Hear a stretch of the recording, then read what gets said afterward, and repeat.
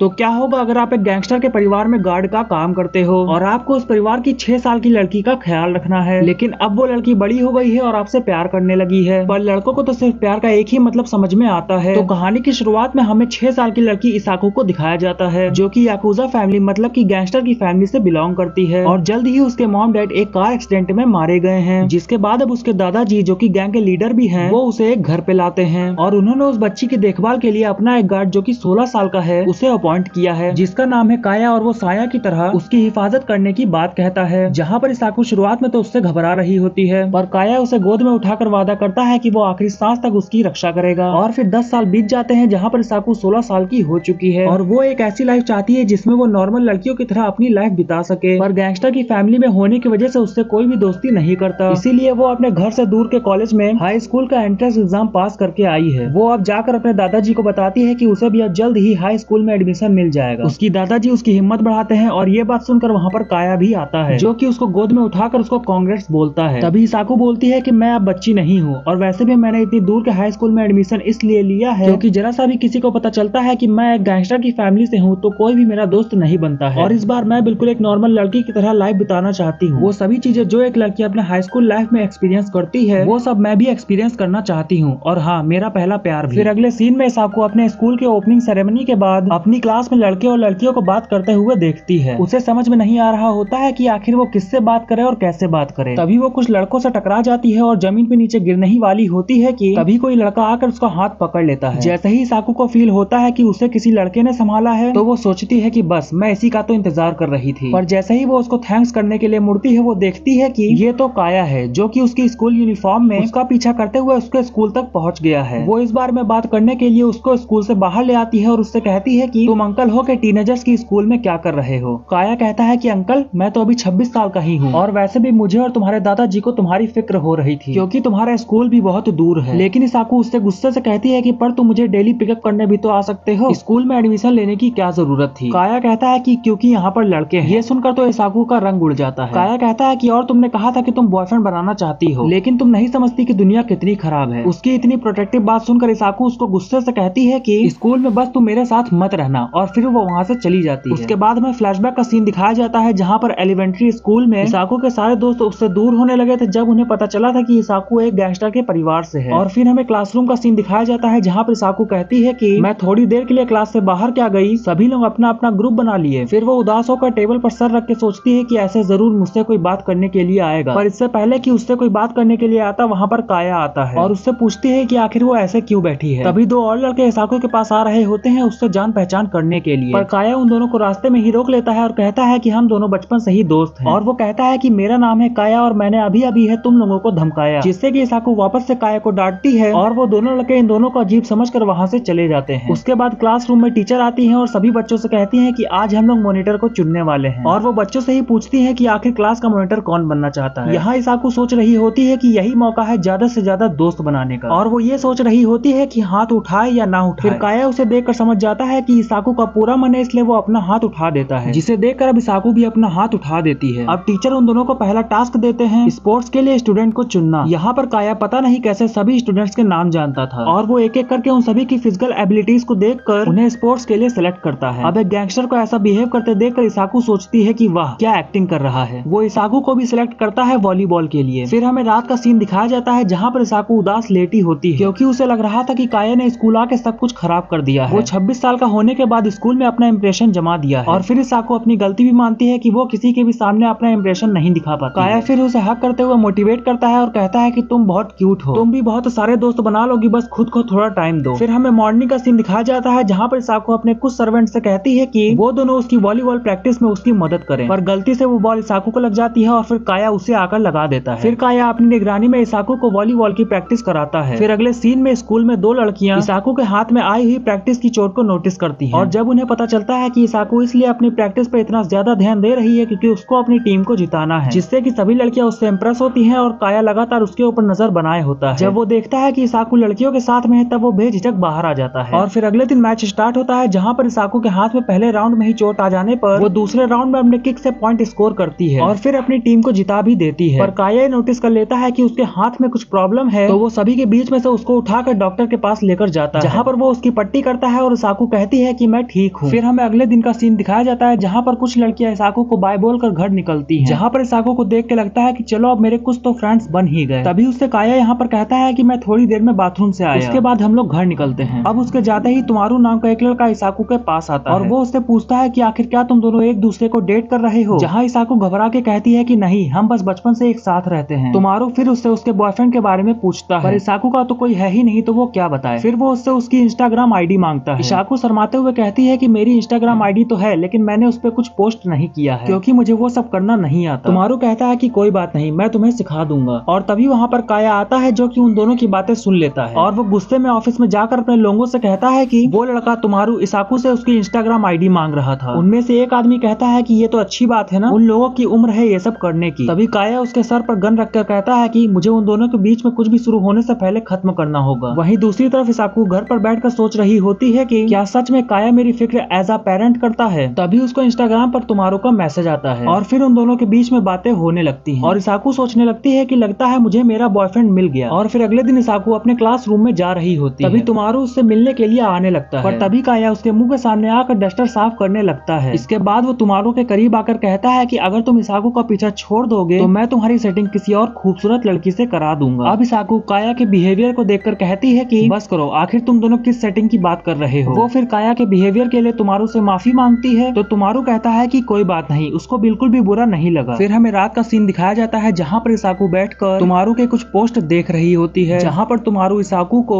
Karaoke चलने के लिए इनवाइट करता है और इसाको सोचने लगती है कि यही तो लाइफ में जीना चाहती थी। जिसके बाद वो झट से कैरियोके चलने के लिए तुम्हारू को हाँ कह देती है और तभी वहाँ पर काया आता है जो कि उसका फोन छीनते हुए कहता है कि मैं अभी उसे ब्लॉक कर रहा हूँ। इसाको उससे ऐसा ना करने को बोलती है और वापस से अपना फोन लेने के लिए जाती है, जिससे कि वो काया के ऊपर गिर जाती है। वो दोनों एक दूसरे के ऊपर बहुत ही ज्यादा पास थे। काया उससे कहता है कि तुम अभी इन सब चीजों के लिए रेडी नहीं हो और वो लड़का तो तुम्हारे लिए बिल्कुल भी अच्छा नहीं है। पर इसाको उसकी कोई भी बात नहीं सुनती है और उसको अपने कमरे से बाहर निकाल देती है। फिर अगले दिन इसाको काया से छुपते छुपाते वहाँ से बाहर निकलती है। रास्ते में उसे तुम्हारू और उसके दोस्त मिलते हैं, जहाँ पर वो सभी एक साथ मिलकर कैरियोके के लिए जाने लगते हैं और वहाँ पर पहुंचकर सभी एंजॉय करते हैं। जहाँ पर एक लड़की की ड्रिंक पूछने पर इसाको उससे मैंगो जूस मंगवाती है। वो सभी यहाँ पर गाना गा रहे थे और इसाको उन सभी को ऑब्जर्व कर रही थी और तभी वो दोनों लड़के और लड़कियां एंजॉय करने लगते हैं। इसाको ये सब देखकर घबरा जाती है और वो यहाँ से घर जाने को कहती है। और यहाँ पर तुम्हारू नशे की हालत में उससे आकर कहता है कि मैंने जब से तुम्हें देखा है मुझे तुमसे सच्चा वाला प्यार हो गया है। और फिर वो जबरदस्ती उस पर किस करने लगता है, लेकिन इससे पहले कि उन दोनों के बीच में कुछ होता काया वहाँ पर आ जाता है और तुम्हारू के सर को टेबल पर तब तक पटकने लगता है जब तक इसाको उसको मना नहीं करती। वो बाकियों को धमकी देकर इसाको को वहाँ से लेकर चला जाता है और फिर वो उसको कार में लाकर पूछता है कि आखिर इसने कुछ किया तो नहीं। तो इसाको कहती है कि नहीं और वो घर जाते समय सोच रही होती है कि वो सच में बेवकूफ थी, क्योंकि मैं ऐसे ही बाहर प्यार को ढूंढने निकल गई थी। और वो गिल्टी महसूस करने लग जाती है। तभी काया उसे हक कर बोलता है कि मुझे उसे और पीटना चाहिए था ना। तभी इसाको काया से पूछती है कि आखिर तुमने मुझे ढूंढा कैसे। काया बताता है कि जीपीएस जो कि मैंने तुम्हारे फोन में लगा रखा है। काया यहाँ पर फिर से अपने आप को ओवर प्रोटेक्टिंग महसूस करने लगती है और उससे कहती है कि ऐसे मेरा पीछा ना किया करो। तभी वो देखती है कि उसने काया की शर्ट पे अपनी लिपस्टिक का दाग छोड़ दिया है। काया उससे पूछता है कि आखिर तुमने इतना मेकअप क्यों किया है। इसाको बोलती है क्योंकि मैं आज बाहर जाने वाली थी ना, क्यों मैं अच्छी नहीं लग रही। जहाँ पर काया उसे देखे जा रहा होता है और इसाको उससे कहती है कि मुझे घूरना बंद करो। और अब क्योंकि वो बहुत थक गई होती है इसलिए वो कार में ही सो जाती है। इधर काया सोच रहा होता है कि मुझे समझ में नहीं आ रहा है कि मैं क्या करूं। और फिर अगले सीन में इसाको काया को उसका टेस्ट पेपर दिखाकर कहती है कि आखिर तुम अपनी पढ़ाई को लेकर सीरियस क्यों नहीं हो, तुम्हें 0 मिला है। पर काया कहता है कि हाँ, पर मुझे मार्क्स लाने की जरूरत ही क्या है। जिस पर इसाको उससे और गुस्सा होते हुए कहती है कि क्योंकि तुम यहाँ पर एक स्टूडेंट हो और स्टूडेंट का काम होता है अच्छे मार्क्स से पास होना। फिर इसके बाद वो काया को रीटेस्ट देने के लिए लाइब्रेरी में आकर पढ़ाने लगती है। तभी वहाँ पर 2 लड़कियां आकर उनको ज्वाइन करने की रिक्वेस्ट करती हैं। इसाको सोचती है कि ये भी फीलिंग अच्छी है, क्लासमेट्स के साथ में बैठकर पढ़ना। काश काया भी मेरा क्लासमेट होता तो चीजें बहुत आसान हो जाती। तभी वो नोटिस करती है कि वो दोनों लड़कियां काया से कुछ अलग ही टॉपिक पर बात करने लगती हैं। बातें करते करते वो काया से पूछती हैं कि क्या वो इसाको को डेट कर रहा है। तो काया कहता है कि नहीं। इधर इसाको सोचने लगती है कि उसने तो मेरी मर्जी के बगैर ही मुझे रिजेक्ट कर दिया। इसके बाद हम देखते हैं कि काया एक जगह से निकलता है जहाँ पर उसको एक लेडी रुकने के लिए कहती है। काया उसे किस करते हुए कहता है कि कल उसे स्कूल जाना है। ये सुनकर वो लेडी हैरान हो गई। घर जाते हुए उसका ड्राइवर कहता है कि आपने स्कूल जाने के लिए उस खूबसूरत लड़की को इम्पोर्टेंस नहीं दी। काया कहता है कि अब उसकी लाइफ में एक ही इम्पोर्टेंट लड़की है और वो ही इसाको। घर आकर जब वो इसाको से मिलता है तो इसाको को काया की बॉडी से लेडीज परफ्यूम की स्मेल आती है। इसके बाद उसका मूड खराब हो जाता है। काया उससे पूछता है कि क्या तुम मुझसे इसलिए नाराज हो क्योंकि मैं पढ़ाई ठीक से नहीं कर रहा। अगर ऐसी बात है तो मैं अच्छा करके दिखाऊंगा। फिर इसाकू उसको पढ़ाने के लिए तो बैठती है, पर काया उसे अच्छे नंबर लाने के बदले में रिवॉर्ड मांगता है। तो इसाकू उससे कहती है कि अगर तुम अच्छे नंबर लिए आए तो तुम मुझसे कोई भी रिवॉर्ड मांग सकते हो, क्योंकि उसे लग रहा था कि काया तो अच्छे नंबर ला ही नहीं पाएगा, वो रीटेस्ट में भी फेल ही होगा। इसाकू जब पानी लेके वापस आती है तब वो देखती है कि काया सो रहा होता है। वो आके उसकी धड़कनें देखने लगती है कि कहीं वो मर तो नहीं गया, तभी वो भी वहीं पर सो जाती है। अगली सुबह उसके मुंह के सामने काया उसे गुड मॉर्निंग बोलता है, जिससे वो घबरा के उठती है। काया उसे ब्रेकफास्ट करते हुए कहता है कि आज से वो पढ़ाई को भी सीरियसली लेगा। रीटेस्ट के रिजल्ट आते हैं, जहाँ पर इस बार काया ने सच में अच्छे मार्क्स लाए होते हैं। इसके बाद वादे के मुताबिक काया इसाकू से अपना रिवॉर्ड मांगता है। इसाकू कहती है कि ठीक है, बोलो क्या चाहिए। काया कहता है कि मैं तुम्हें किस करना चाहता हूँ। इसाकू कहती है कि पर क्यों?